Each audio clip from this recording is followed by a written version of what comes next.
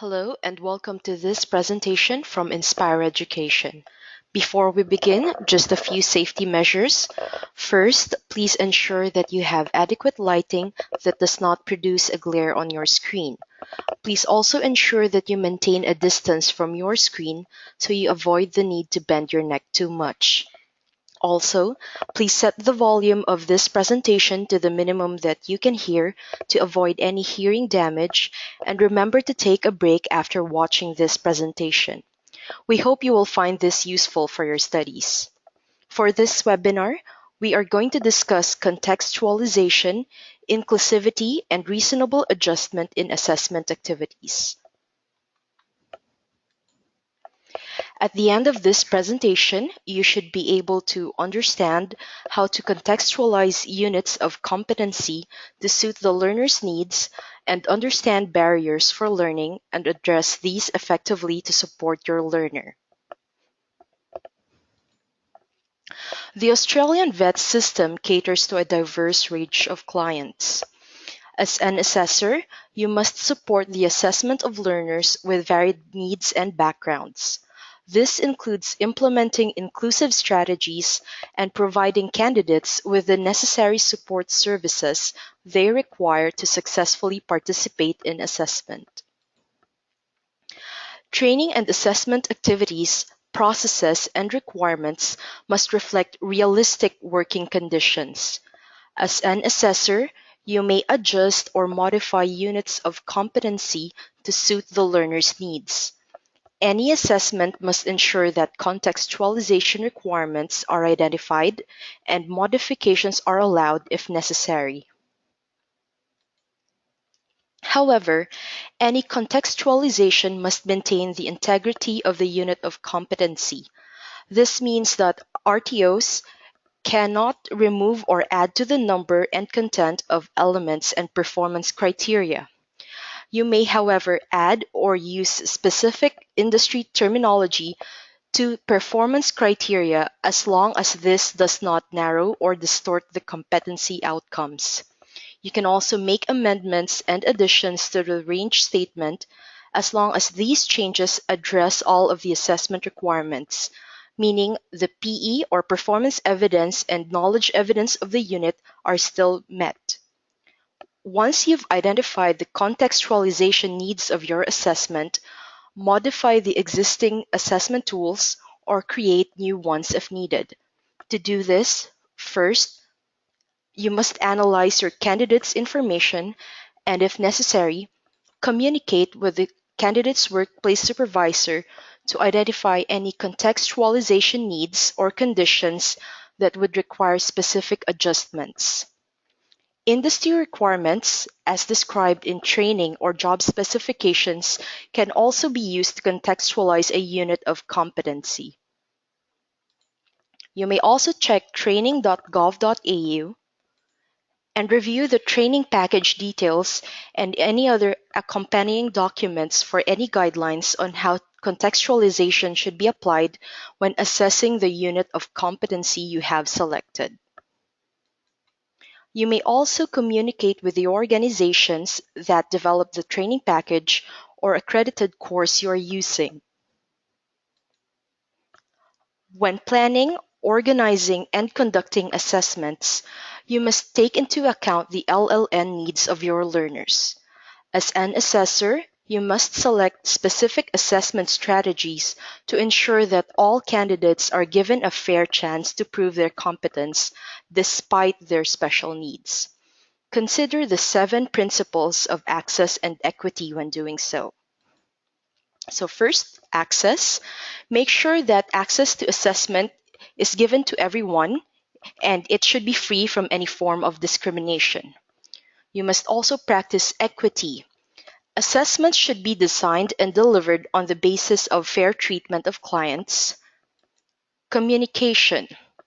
Assessors should inform their candidates about the methods and types of assessment they will be given, and they must also inform the candidates about the outcomes of their assessment. Responsiveness. Assessors should be sensitive to the needs and requirements of their candidates from diverse linguistic and cultural backgrounds. Effectiveness. Assessors should be results-oriented and focus on meeting the needs of clients from all backgrounds.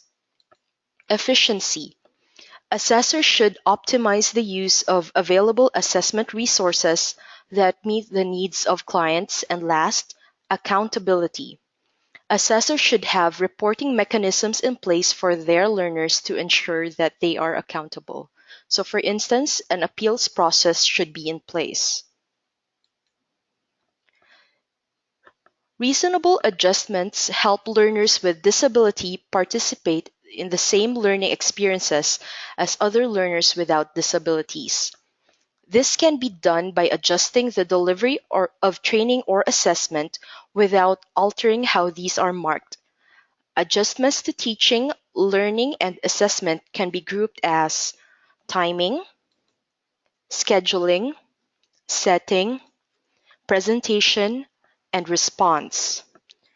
First, timing.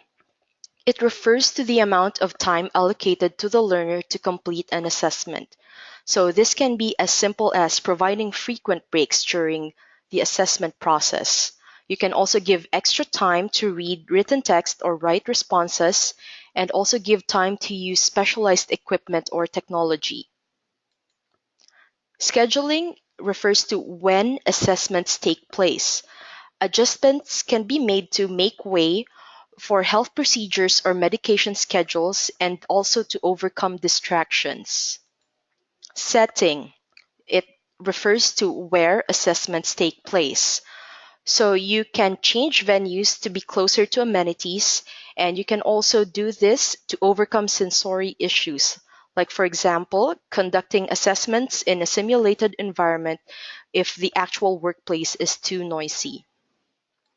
You can also make reasonable adjustments for presentation, or how an assessment is presented to the learner. For example, you can provide a translator for candidates whose first language isn't English, and you can also give assessment materials in a different format, like, for example, in larger print for those with visual impairments. Last, response. So this refers to how the learner responds to the assessment. You may allow a learner with a broken arm, for example, an access to a scribe in order to answer a written exam, or you may also let virtual or distance learners deliver their presentations online. So that's it for reasonable adjustment. So just a quick recap for this webinar. As an assessor, you must plan, organize, and implement assessments that reflect realistic working conditions. Any assessment must ensure that contextualization requirements are identified and modifications are allowed if necessary. You may contextualize units of competency to better suit your learner's needs, but any changes must not compromise the integrity of the assessment. It is also important that assessors make sure that reasonable adjustments are made so that all learners would have a fair chance to successfully participate in assessments. These topics are discussed in depth in the Assessment Cluster Learner Guide, Chapter 2, Contextualization, Chapter 3, Language, Literacy, and Numeracy in Assessment, Chapter 4, Step 3, Identify Modification and Contextualization Requirements, and Chapter 6, Step 3, Support the Candidate and Catering to Candidates with Special Needs. You can also take a look at the following documents and websites for the relevant legislation.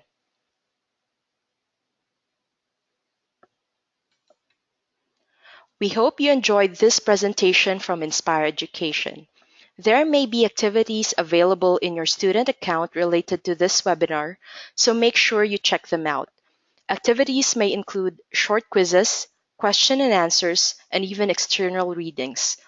Please also make sure to check your student account for the schedule of our live Q&As.